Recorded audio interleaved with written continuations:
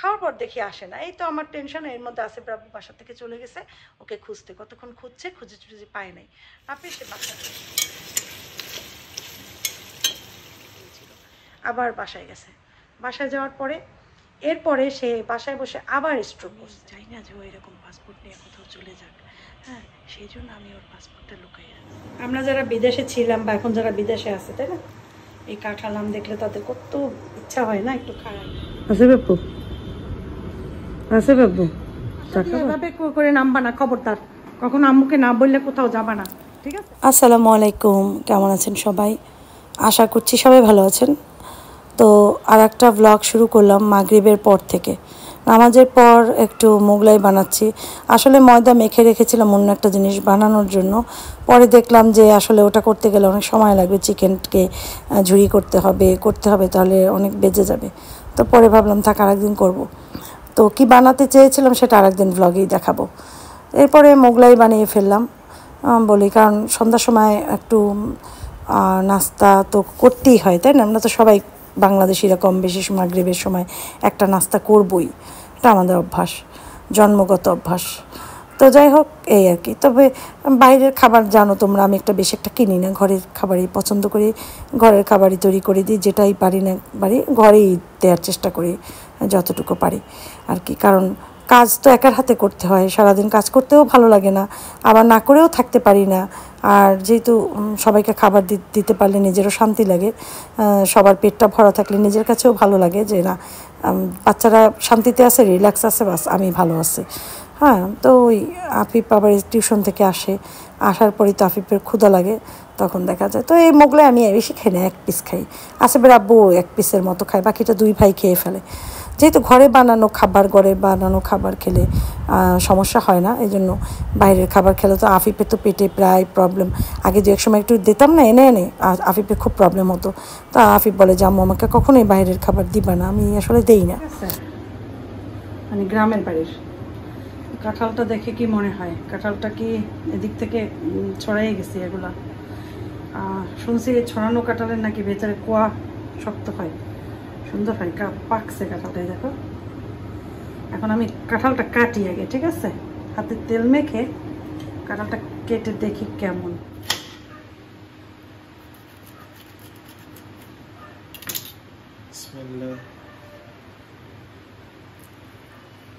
নরম হয়ে গেছে, ভিতর কেমন হয় কে জানে।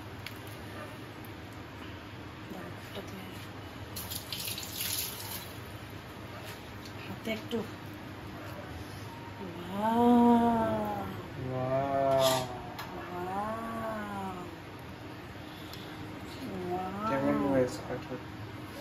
কাঁঠাল, এক মিনিট কাঁঠাল তো কচকচা কাঁঠাল,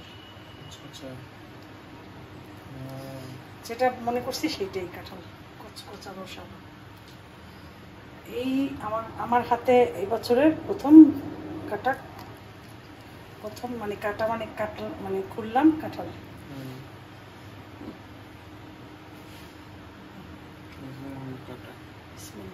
খুবই সুন্দর হবে।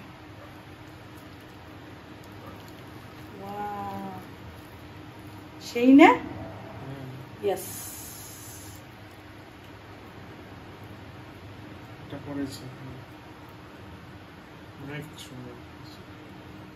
ইয়েস, এত সুন্দর কাঁঠাল,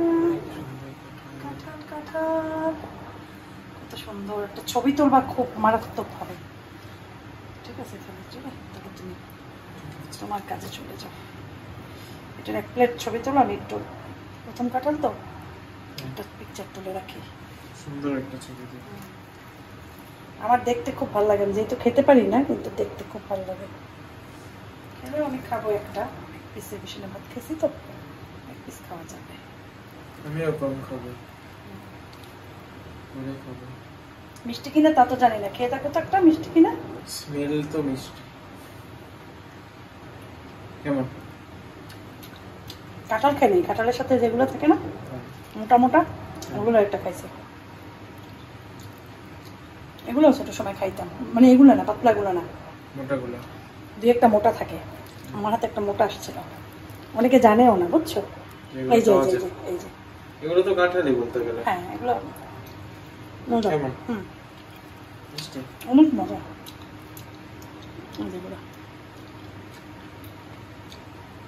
অনেক মোটা মোটা। আমরা যারা বিদেশে ছিলাম বা এখন যারা বিদেশে আছে, তাই না, এই কাঁঠাল আম দেখলে তাদের কত ইচ্ছা হয় না, একটু খাই একটু খাই। এরকম আমারও ইচ্ছা হইতো কোনো এক সময়। আমরা কত দাম দিয়ে এক একটা কাঁঠাল কিনতাম। সেই কাঁঠাল বাংলাদেশ থেকে যেত, ছোট ছোট কাঁঠাল অনেক দাম দিয়ে কিনতাম। তো যাই হোক, আলহামদুলিল্লাহ এই বছরের প্রথম কাঁঠাল। এখন কাঁঠাল দেখলেও কিনি না, যেহেতু খাওয়া হয় না ওই রকমের, যেহেতু এটা গাছের কাঁঠাল দিছে। আর এত সুন্দর কাঁঠাল বাংলাদেশে আসার পর মনে হয় এত ভালো কাঁঠাল এই একটাই পেলাম, এই একটা একদম 100-এ 100 এই। ঠিক আছে, তো আমার দেখো এই এক বক্স, এই এক বক্স, এই এক বক্স, এই বক্স বক্স করে রাখছে কেন জানো? ফ্রিজে রাখতে হবে, কারণ এটার ভিতরে রাখলে তো নষ্ট হয়ে যাবে, তাই না? আর আমাদের যে গার্ড জাহাঙ্গীর ভাই, ওনাকে পাঠিয়ে দিছি, মানে উনি এসে নিয়ে গেছে। হ্যাঁ, আচ্ছা আব্বু খাচ্ছে। জাহাঙ্গীর ভাই দিছো? এক বাটি দিয়ে দিছি জাহাঙ্গীর ভাইকে, যে খাক, মজা তো, খাক। আর রেখে দিছি, কালকের ভিতর যদি কেউ বাসায় আসে খেতে পারবে। কেউ আসলে খেতে পারবে, বা যদি দেখি বাসায় কাঁঠাল না থাকে দেওয়া যায় তো দিয়ে দেবো। কারণ আমাদের বাসায় এখন কাঁঠাল সবসময় থাকে, খাওয়া হয়, এই জন্য কাঁঠালের প্রতি। এখন ঘটনা হচ্ছে এটাকে ফেলতে হবে, এটাই ঝামেলা। কারণ গার্বেজের ভিতরে ফেলে গার্বেজটা ভরে যাবে। আমার কিচেনের গার্বেজটা বেশি বড় না, কারণ অনেক বড় গার্বেজে অনেক ময়লা জমে, তো ওইটা আবার কেমন লাগে না, এই জন্য। যাই হোক, এখন এটা তো ফেলতে হবে, এটা ফেলতে হবে। কালকে আসবে ময়লা নিতে, অবশ্য কালকে আসবে, কালকে ময়লা নেওয়ার ডেট। যাই হোক, এটা ফেলবো, আগে হাতটা ইয়ে করে নিই। আসসালামু আলাইকুম, গুড মর্নিং। কেমন আছেন সবাই? আশা করছি ভালো আছেন সবাই। ফুলের শুভেচ্ছা দিলাম সবাইকে। আমার ফুলের কি ফুল জানি, এটা ভুলেও গেলাম, নয়নতারা। যাই হোক, এরপরে চা বানালাম, চা খাবো। অনেক বাজে, কিন্তু ঘুম থেকে উঠতে উঠতে দেরি হয়ে যায়, যেহেতু একবার সকালে উঠি আফিফ যখন যায়, এরপর আবার ঘুমাই, এরপরে আবার উঠতে উঠতে লেট হয়ে যায়। কয়েকবারই তো ওঠা লাগে, ফজরের নামাজের সময়, তারপরে আবার সকালবেলা আফিফ যখন যায় তখন, তারপরে এইভাবেই ভেঙে ভেঙে ঘুমটা হয়। আর একটা মজার জিনিস দেখাই, ওই যে আসিফের আব্বু বসে বসে ঘুমাচ্ছে। এখন বাজে 11:30 বেশি বাজে। তো আসিফের আব্বু বসে বসে ঘুমাচ্ছে। এখন আমি তো আবার রান্নাও করবো, টেনশান। মাংস ভিজাইছি, আজকে একটু মাংস রান্না করব। ভাবছি যে ঝামেলা করার দরকার নাই। আসিফের আব্বু সূরা শুনতেছে, শুয়ে আছে, ঘুমাই পড়ছে। আর একটু পোলাও চাল দিয়ে পোলাও করব। বসে বসে ঘুমাইতেছে, তাকাইছে। চা খাবা? হ্যালো, আছে বাবু, আছে বাবু, চা খাবা?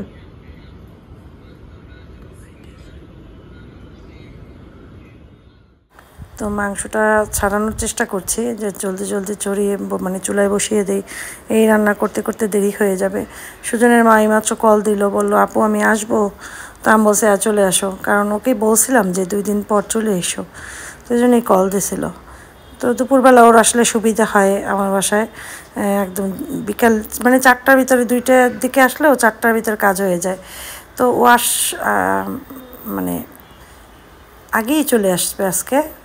এখন তো বাজে 1টা বাজে, একদম দুপুর 1টা বাজে। আর 1টার সময় আমি মাংস বসাচ্ছি, আর কারণ মাংস ছাড়তেও একটু সময় লাগছে। আর চিন্তা করলাম প্রেশারে তো একটু ভুনে ভালোভাবে প্রেশারে সিটি দিলে সময় লাগবে না।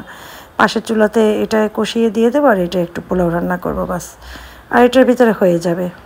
আর বাহিরের ওয়েদারটা তোমাদের একটু দেখাচ্ছি, দাঁড়াও। এত সুন্দর মেঘটা দেখো কীরকমের কালো হয়ে আসছে, এই যে দেখো। মনে হবে একটু পরে এখান থেকে ঝরঝর করে বৃষ্টি নামবে, তাই না? দেখি নামে কিনা, নামলে ভালো লাগবে। আমার কিচেনে কাজ করলে আর এগুলো দেখতে খুব ভালো লাগে। আদা রসুন আর পেঁয়াজ একসাথে ব্লেন্ডারে ব্লেন্ড করে নিয়েছি, আর এটুকু রেখে দেবো পোলাওয়ের জন্য, আর অতটুকু দিয়েছি। আর এটার ভিতরে দারচিনি, এলাচি, তেজপাতা, জিরা, আস্ত জিরা এগুলো দিয়েছিলাম আগে। আস্ত জিরা না, আদা ভাঙা জিরা দিয়েছিলাম। আদা ভেঙে নিয়েছিলাম ইয়াতে ব্লেন্ডারের ছোটোটায়। হলুদের গুঁড়া, মরিচের গুঁড়া, ধনিয়ার গুঁড়া, আর জিরা ওইটাই দিছি, এক্সট্রা জিরা আর দিই নেই, কারণ ওইখানে অনেকগুলো জিরা দিয়েছি। এরপরে যখন এবার ভালো মতো কষানো হয়েছে তখন পানি দিয়ে সিটি দিয়ে দেবো, পরে আলু দিয়ে আবার সিটি দেবো। তো আমাদের কিন্তু রান্না হয়ে গেছে, আর রান্নার সময় আলুটা দিতে পারিনি কারণ মাংস বেশি সিদ্ধ হয়ে গেছিলো। পরে যাই হোক এইটা কুটলাম, পায়াটা বসাবো একটু পরে। সুজনের মা রুটি বানিয়েছে, এখন রুটি ছাকবে রাখবে। আর আসেফের জন্য এতক্ষণ ওয়েট করছে, আসেফ আসে না, আসেফের আব্বু অলরেডি বাইরে গিয়েছে আসেফকে খুঁজতে। দেখি কী অবস্থায় তোমাদের জানাবো না, আর না আসলে তো আমারও আবার নামতে হবে। দোয়া করি, সবাই দোয়া করো যেন তাড়াতাড়ি ঘরে চলে আসে।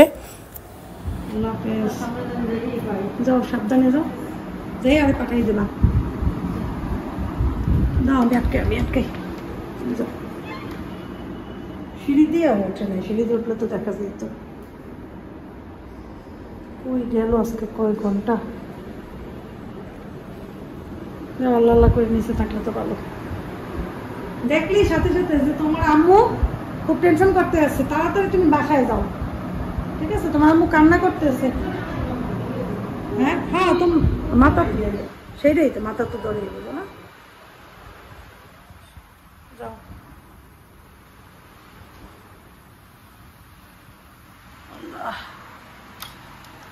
ছেলেটা আমার কোথায় গেল? ভাত বাইরে রাখছি, সে কোথায় গেছে? সুজনের মা কাজ করেও চলে গেছে। সুজনের মা আসছে তখন বাসা দিয়ে বাইরেছে, আর 2.5 ঘন্টা হয়ে গেছে। বাসা দিয়ে এভাবে করে নামবা না, খবরদার। কখনো আম্মুকে না বললে কোথাও যাবা না, ঠিক আছে? কখনো যাবা না। আশফাককে ফোন দিয়ে বলে দিছে যে আশফাক কাউকে বলার দরকার নেই, আশফাক ওর বন্ধুদেরকে জানাইছিল, বড় ভাইদেরকে জানাইছিল। তো বলে দিছি যে আশফাক আসেফ চলে আসছে, আর কাউকে জানা মানে ওরা খুঁজতে গেলে নিষেধ করে দাও জলদি করে। আসসালামু আলাইকুম। তো এতক্ষণ সেই তাড়াহুড়া ছেলের জন্য। ছেলে সেই 2:15টার সময় বাসা থেকে বের হয়েছে, আর আমি তো কতক্ষণ পর ভাত রেডি করে ডাকলাম, ওই একটু পোলাও রান্না করছিলাম। আমি পরে আর ভিডিও করতে পারি নাই, ওই যে মাংসটা বসাইছি, এরপরেই সে বাইরে গেছে। তো আমি মনে করছি চলে আসবেন একটু পরেই, তো দেখে আসে না। পরে আমি খাবার রেডি করি, যখন সুজনের মা ঘর মোছাও হয়েছে, খাবার রেডি করতে গেছি। তো আমি বলি কি, সুজনের মা আসেফকে ডাকো খাবার খেতে। বলে কাপু আসেফ তো বাসায় নাই। আমি বলো ও মা, মানে কি? বলে কি ওই যে আমি আসছি পর যে গেছে, আর তো ও ব্যাক করে নাই। আমি তো কিচেনে কাজে ব্যস্ত ছিলাম। তো আমি বলছি ব্যাক করে নাই, বলে না। এরপরে আমি করলাম কি, তখন আফিফ আবার ঘুমায়। আফিফ আবার স্কুল থেকে এসে দেখে যে আমার রান্না হইতে দেরি হইতেছে। তো বলে কি আম্মু আমি ঘুম দেই, ঘুম থেকে উঠে খাবো। তো আমি সাথে সাথে ওকে একটা আম কেটে দিলাম, ও আমটা খেয়ে ঘুম দিছে। যে কারণ 3টার সময় টিউশন, আর এটার ভিতরে উঠে ভাত খেতে হবে ওর। তো আমি আবার তাড়াহুড়ো করতেছি রান্নার জন্য। তো 2:15টার সময় সম্ভবত বাসা থেকে গেছে। তো এখন 2:30টার ভিতরে আমার রান্না হয়ে গেছে। তো আমি রান্নাটা খাবার দিব বাড়ছি, তখন আসেফরে পাই না। আমি মনে করলাম যে চলে আসবে, মনে করছি চলে আসবে একটু পরে, হয়তো নিচেই আছে, চলে আসবে। এরপরে আমি আফিফকে খাওয়ালাম, আফিফ চলে গেল। সুজনের মা খাবার, ঘর মোছা হয়েছে, সুজনের মাকে খাবার দিয়েছে, আসেফের আব্বুকে আগে দিয়েছি, সে খেলো। সুজনের মা আর আমি একসাথে বসছি খেতে। তো খাবার টাবার খেলাম, খাওয়ার পর দেখি আসে না। এই তো আমার টেনশন, এর মধ্যে আসেফের আব্বু বাসা থেকে চলে গেছে ওকে খুঁজতে। কতক্ষণ খুঁজে পায় নাই, না পেয়ে সে বাসায় ব্যাক করছে। তো আমি ভাবলাম যে আমি তাহলে যখন ব্যাক করছে ওর মধ্যে সুজনের মা যাবে, তো সুজনের মাকে আমি আবার রিক্সা ভাড়া দিয়ে দিই। তো রিক্সা ভাড়া দিয়ে দিলাম, আর বলছে যে সুজনের মা যাওয়ার সময় যদি ওকে তুমি পাও, তুমি আগে ওকে আমার বাসায় পাঠাবো, বলবে যে তোমার আম্মু ইয়া করতেছে, কান্না করতেছে, তাড়াতাড়ি যাও। তা তো দেখলো তোমরা যে সুজনের মাকে বললাম। তারপর সুজনের মা বলে আপু আমি পাইলে কি আর আমি রিক্সায় থাকবো, আমি ওরে পাঠাইয়ে দেবো, তারপর আমি যাব। আমার আচ্ছা ঠিক আছে। এর মধ্যে আশফাক আবার কল দিছে। আমি বললাম আশফাক কল দিছে আমাকে চিকেন রান্না করবে, কিভাবে রান্না করবে সেই জন্য। তো আমি বললাম আশফাক বলে না, বলছে আম্মু আসসালামু আলাইকুম কেমন আছো? আমি বলছি আব্বু ভালো তো আছে, আসেফকে তো পাচ্ছি না। এখন তো আশফাক একদম ঘাবড়াই গেছে, বলো কি আম্মু? আমি বলছি হ্যাঁ। কখন গেছে? আমি বলছি 2:15 দিকে। ও মনে করছে রাত্রে তো 2:15 বের হওয়ার প্রশ্নই ওঠে না, কারণ আমাদের গার্ড পুরো লিফট বন্ধ করে দেয়, তারপরে মেইন গেট 2টা তালা থাকে। তো বাসায় কেউ ঢুকতেও পারবে না, বাসা থেকে যেতেও পারবে না কেউ। তো আমি বলছি না। পরে বললাম যে, ও বলে ঠিক আছে তুমি তাহলে রাখো, আমার 2-3টা ভাইয়া আছে, ওদের মোটরসাইকেল আছে, আমি ফোন দিয়ে বলে দিই, ওরা খুঁজবে এনে যেসব জায়গা আগে ওকে খুঁজছে সেসব জায়গা। তো আমি বলছি ঠিক আছে তাহলে তুমি রাখো, তাড়াতাড়ি তাদের ফোন দিয়ে বলো। এই বলে জাস্ট আমি ওয়াশরুমে অজু করতেছিলাম, অজু করে বের হবে, এর মধ্যে দেখি আসেফ ভিতরে ঢুকছে। ঢুকছে পর তো বকা দিছি, বলছি তুমি কেন না বললে গেছো, তুমি এরকম কখনো যাবে না। প্রথম বলছি স্টুপিড, হ্যাঁ তুমি কেন এভাবে গেছো, একটু বকা দিতে হয় না তো ভয় ভেঙে যাবে। তো বলছি কেন গেছো তুমি, তুমি জানো না এভাবে যাওয়া নিষেধ, তুমি কেন গেছো, তুমি আগে একবার এরকম করছো, আমার সেই কলিজা ছিল না, এখন তুমি আবার সেম জিনিস আবার করছো। বলে সরি আম্মু, আমি তো একটু হাঁটছি, একটু দেরি হয়ে গেছে। তা আমি বলছি তাড়াতাড়ি হাত মুখ ওয়াশ করো ভালো করে, তুমি জানো এখন বরিশালে সব থেকে করোনা বেশি, শিগগিরে যাও, ডেঙ্গুও বেশি বরিশালে এখন। তো বলছি শিগগিরে যাও, হাত মুখ ভালো মতো ওয়াশ করো, সাবান দিয়ে, আমরা তো ডেটল সাবান ইউজ করি, বলছি ডেটল সাবান দিয়ে ভালো মতো হাত ওয়াশ করো, নাক মুখ ভালো মতো ওয়াশ করো, তারপরে খাবার খেতে আসো।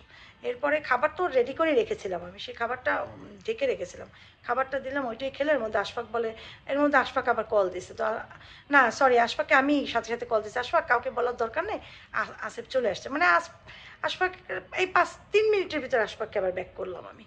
এর ভিতরে আশফাক বলে কি আম্মু ভাইয়াকে একটু দাও, আমি একটু ভাইয়ের সাথে কথা বলি। তো দুই ভাই জানি কি বলছে।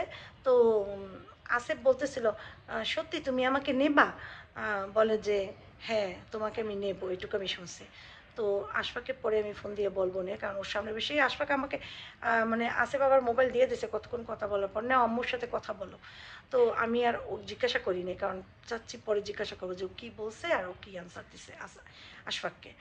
তো আশফাক আবার কল, এখন আশফাক বলে কি আম্মু জানো আমি তোমাকে কেন কল দিছিলাম। আমি বলছি কেন দিছো, বলে কি চিকেন কীভাবে রান্না করব এইটার জন্য কল দিছি। আমি বলছি আচ্ছা চিকেন কীভাবে কীভাবে রান্না করতে চাও তুমি। বলে কি আমার ফ্রেন্ড ও বলছে যে পাপরিকা পাউডার দাও, আদা রসুন পেঁয়াজ আগে মুরগিটাকে একটু ভাজো। তা আমি আবার বললাম আব্বু তুমি তো এমনিই আগুন ভয় পাও, তারপর তেল একটুখানি ছিটলে তুমি দুনিয়ার বাসা উদ্ধার করে ফেলবা, তুমি এভাবে করো না, চিকেন ভাজতে গেলে অনেক ফুটে ছিটে, তুমি এটা সহ্য করতে পারবা না, তুমি বরং চিকেনটাকে ম্যারিনেট করে রাখো। বলে কী দিয়ে আম্মু, আমি বলছি আদা রসুন দাও, দইটা থাকলে দই দাও, না থাকলে তুমি আদা রসুন পাপরিকা পাউডার আর হচ্ছে গিয়ে কী জানি বলে, কী জানি দিতে বললাম, জিরার গুঁড়া ধনিয়ার গুঁড়াও দিতে বলছি, দিয়ে ম্যারিনেট করে রাখো কিছুক্ষণ, তারপরে চুলায় তেল দিয়ে তারপর ওইটা দিয়ে তারপর ওইটা নাড়াচাড়া করবা। আজান দিছে, আমি আজানের পর বাকি কথাগুলো বলতেছি। চুলায় তেল দিয়ে তারপর বলছি যে ওটাকে দিবা, দিয়ে একটু নাড়াচাড়া করবা, তারপরে টমেটো একটা বড় টমেটো কেটে কুচি কুচি করে দিবা, তারপর একটু নাড়াচাড়া করবো, ওটা দিয়েও ঢেকে রাখবা। তো আস্তে আস্তে দেখা যাবে কি টমেটোর পানি, তারপরে চিকেনের পানি, আদা রসুনের যে একটু পানি থাকে ওটাতেই চুলার আঁচটা কমিয়ে রাখবা, আস্তে আস্তে নাড়াচাড়া করতে করতে তোমার চিকেন হয়ে যাবে। আর যদি ইনকেস দেখো শক্ত তখন অল্প একটু পানি দেবা, হালকা না দিলেও চলবে, আমি যেটা বলছি, কারণ ও তো ওর মতো করে রান্না করবে, ও তো আর জীবনে রান্না টান্না করে নেই, কেন যে আজকে রান্না করতে নিছে তাও জানি না। আশফাক গেছে যত মাস হয়েছে এখন পর্যন্ত আশফাক নিজে কোনোদিন রান্না করে খায় নাই, মানে আজকে পর্যন্ত। আশফাক দোকানের খাবারই খেয়েছে এতদিন, আর হয়তো বন্ধু বান্ধবদের বাসায় খেয়েছে, আত্মীয় স্বজনদের বাসায় খেয়েছে, এইভাবেই খেয়েছে, মানে ওর বন্ধু বান্ধব ওদের বাসায় খেয়েছে। রোজার সময় আমাদের মামি আছে ওনার বাসায় খেয়েছে, মুসা ভাবি ছিল তার কাছে গিয়েছিল 2-3 বার সে রেস্টুরেন্টে বা বাসায় খাওয়াইছে। তারপরে হচ্ছে আমার মামা আছে ওনার ওইখানে খেয়েছে। তারপর এইভাবে করেই মানে মামা শ্বশুর, তো এইভাবে করেই আশফাক খেয়েছে, কিন্তু আর সবসময় কিনে খেয়েছে, যেহেতু ও সৌদি খাবারগুলো লাইক করে। আর সৌদির যে মেইন আসলে সৌদি আরবে যে খাবার পরিবেশন করা হয়, সৌদি আরবে এমন মিডল ইস্ট এমন একটা কান্ট্রি যে সব দেশে ঝাল একদম না খাওয়া বলতে একদম টোটালি খায় না। বড় বড় মোটা মোটা মরিচ আছে এক ধরনের, ওইটা ঝালটাই এরা খায়, পাপরিকা পাউডারের ইয়াটা খায়, কিন্তু এমনিতে ঝাল খায় না। তো ও ওই সব খাবারই পছন্দ করে, সৌদি মান্দি, সৌদি খ্যাপসা, তারপরে গ্রিল করা খাবারগুলো, তারপরে এখানে শর্মা, ওইখানের কাবাব স্যান্ডউইচ, তারপরে হচ্ছে আলবাইক, তারপরে হচ্ছে এই সব খাবারই খায়। তো এগুলোই পছন্দ, বার্গার টার্গার এগুলো পছন্দ করে, এগুলোই খায়। তো আজকে তার মনে রান্না করতে ইচ্ছা করছে, বা যাই হোক হবে এটাই। যেমন আসিফ মালয়েশিয়া প্রথম দিকে তো সে মজা করে দেশের খাবার খায়, ফাস্টফুড খায় সৌদি আরবের মতো, খেতে খেতে খেতে খেতে কোনো এক সময় আসলে বা যত দেশেই তোমার বাংলাদেশের মায়ের পেটে হওয়া যত দেশেই বর্ণ হয় না কেন, দেশের স্বাদ চাবেই বাচ্চারা মায়ের হাতে রান্না, সেই জন্য দেশের খাবার তারা লাইক করবেই। কোনো এক সময় আসিফ বলতো আম্মু ডাল ডাল খেতে ইচ্ছে করে একটু, এই বলছিল এই কথাটা। তো আসিফ অবশ্য বিরিয়ানির পাগল ছিল সবসময়। যখনই আমি প্রথম টাকাটা পাঠাতাম মাসে, তখন সে প্রথম দিনই বলতো, হাসতো, বলতো কি আজকে যাবো বিরিয়ানি কাচ্চি খেতে। সে কাচ্চি খেয়ে আসতো, এই বড় ছেলেটা পছন্দ করতো মালয়েশিয়া বসে কাচ্চিটা খেতে, যেত এক জায়গায় পাওয়া যেত, ওইখানে কাচ্চি খেত যে। যাই হোক, এই হচ্ছে আমার ছেলের ইতিহাস। আমি বড়জনের ইতিহাস তো শুনলাম। তো এখন এই যে খাবার টাবার খেলো, এখন একটু শুইছে, বিশ্রাম নিচ্ছে। আর আফিফ তো টিউশনে গেছে সেই 3টার সময়, 5টা 5:30টার দিকে আসবে। টিউশন শেষ হলে 3টা টিউশন আজকে, এরপর আসবে। আর আসিফ বাবু রুমে আছে, আর আমি কথা বলছি। ও এখন যে কথাটা একটা বলবো করে, আমাকে মুসা ভাইয়ের আপডেট অনেকেই জানতে চায় যে মুসা ভাইয়ের এখন কী পরিস্থিতি, তার কী আপডেট। আসলে কথা বলা উচিত এদিকে তাকিয়ে, অনেক সময় নিজের ফেস নিজে দেখে আর কথা বলি, মনে হয় যেন নিজের সাথেই নিজে কথা বলতেছি। এটা কিন্তু ওই জন্য দেখায়, অনেকে ভাববে যে একজন এরকম লেখেও কমেন্ট, আপনি তো আপনার নিজেকে দেখেন না। নিজেকে ওইভাবে দেখার কিছু নেই, নিজেকে তো নিজে সারাক্ষণই দেখি। কিন্তু হয় কি, কথা বলার সময় কেউ থাকে না তো সামনে, যে এই কর্নারটায় তাকাতে হবে, না তাকিয়ে নিজের দিকে তাকাই। যাই হোক, নিজেকে এখন এত সুন্দরও লাগে না যে তাকাই তাকাই দেখবো। আর এখন তো একদম মেকআপ ছাড়া, লিপস্টিক ছাড়া, চোখ ছাড়া, নাক ছাড়া, সব কিছু ছাড়া, নাকে পরি না, হাতে পরি না, গলায় পরি না, কানে পরি না।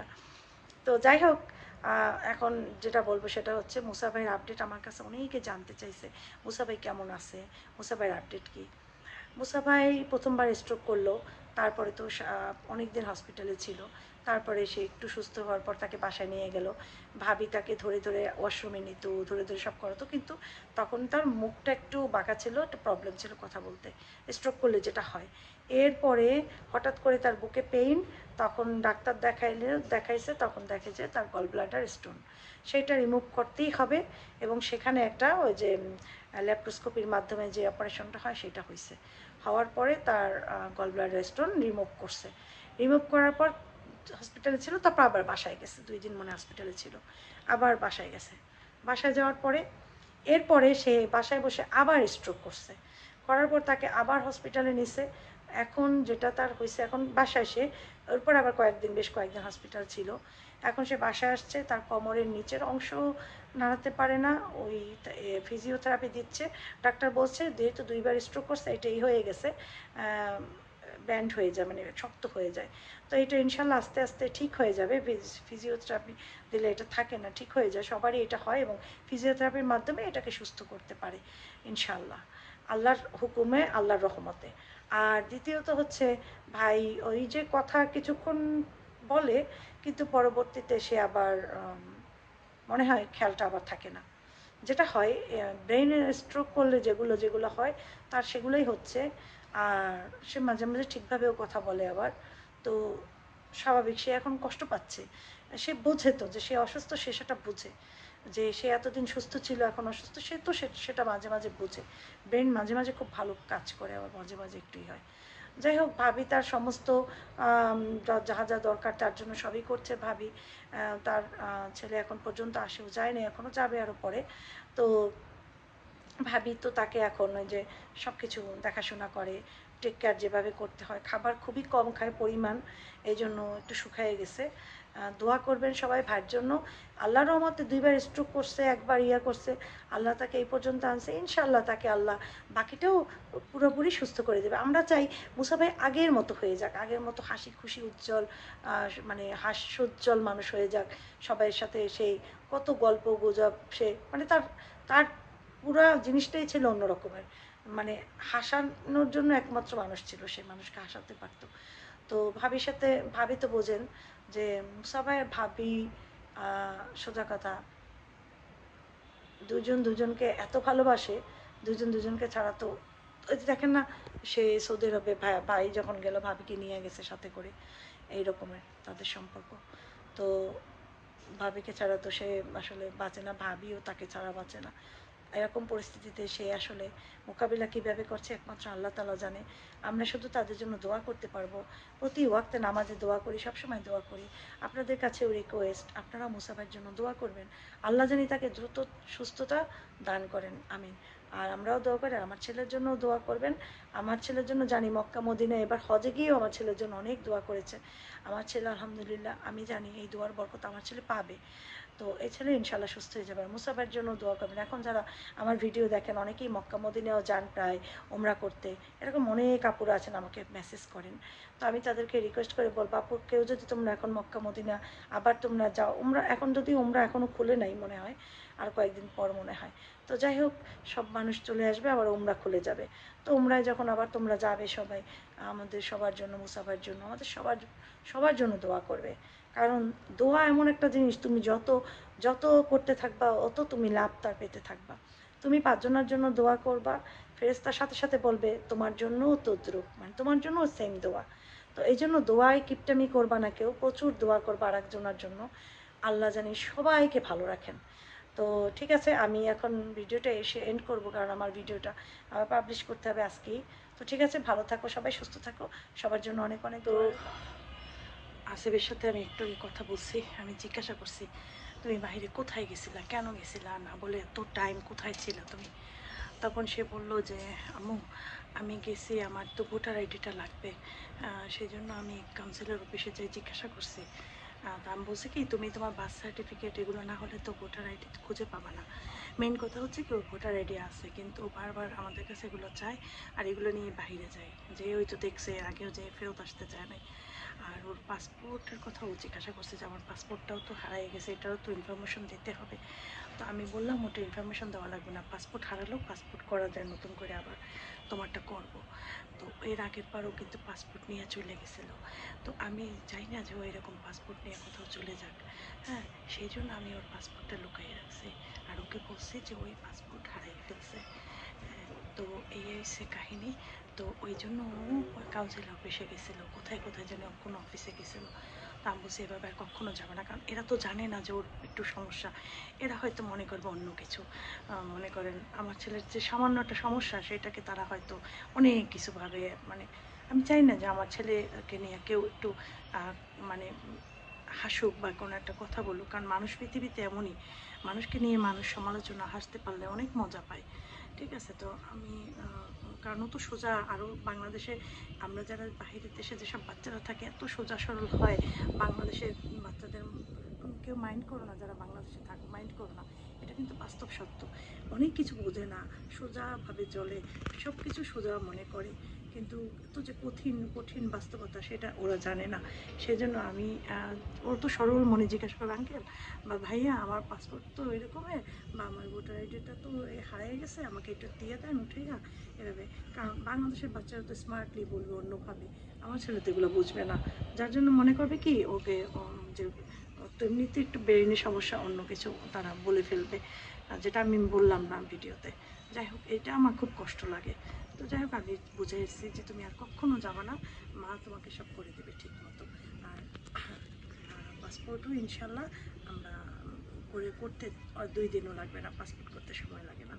তারপর আশফাকের সাথে কথা বললো, আশফাক আবার বুঝাইছে যে তোমাকে আমি নিয়ে আসবো এখানে, তুমি এই করো, তুমি আম্মু যা বলে আম্মুর কথা শুনো। এই আর কি, এখন শুয়ে আছে রুমে, শুয়ে আছে ভাই। তো ঠিক আছে, একটু বলা দরকার ছিল। সব ভিউয়ার্সরা আমাকে অনেক, আমার বাচ্চাদেরকে অনেক অনেক দোয়া করো, অনেক অনেক চিন্তা করো আমাদের নিয়ে।